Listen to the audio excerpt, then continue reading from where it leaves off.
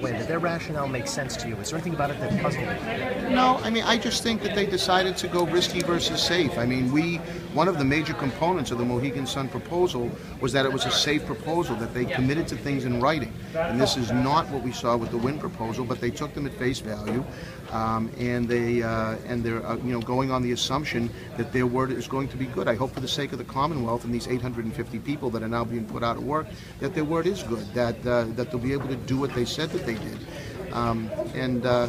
But again, we've been through the process, all in the hopes of winning a license today. It didn't go our way, but it has been a privilege, and it's been an absolute pleasure for me to deal with the Mohegan Sun people, with Suffolk Downs, who's been a great neighbor to the city of Revere for 80 years. It's going to be a major loss to my city to have the second track close in the last 5 or 6 years. Right before they went to a break, they ticked down all of the different conditions on the Wynn license, and they pretty much rolled over on every single one of them. What did you think about that?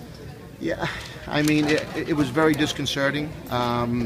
We thought that these conditions had been set and that they would have to be agreed to, and I don't know what happened between yesterday and today, but the Commission has final say on that, so I can be as upset or unnerved as I want to be. It doesn't have any effect at the end of the day when the Gaming Commission is voting. So not much more I can add to What happens to that parcel now? That's a huge piece of property, right next to the Blue Line, straddles Boston and Revere.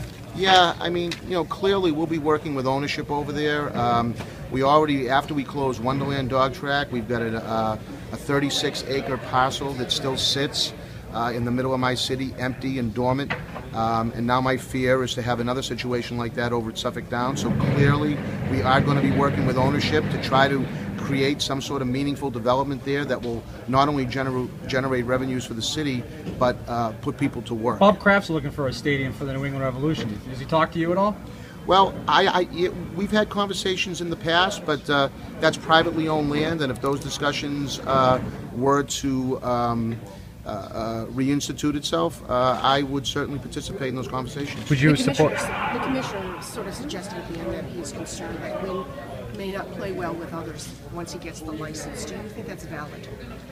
Well, let me just say that I think Mohegan Sun has agreed to and worked with the Commission on virtually every issue that they put in front of them. And Wynn hasn't? Well, I don't think to the extent that Mohegan Sun has, but clearly that didn't matter today. The Commission gave Wynn the nod, and we're disappointed. There's no other way to put it. I felt as though Mohegan Sun put a very safe and solid proposal in front of the Commission. They would have been willing and able to break ground the day after the referendum is decided. But they went with a project that still has unknown environmental hazards, unknown and maybe traffic issues that may not be able to be mitigated. And what about the job and salary numbers? Do you question those? Well, it seems to me if you're going to put salary numbers and job numbers up there and on your application, you should be held to those numbers. And I think the Commission gave them a pass on that. I'm not sure why, but the numbers. I mean, it's hard for me to believe that Mohegan Sun pays that much less of a market salary than anybody else.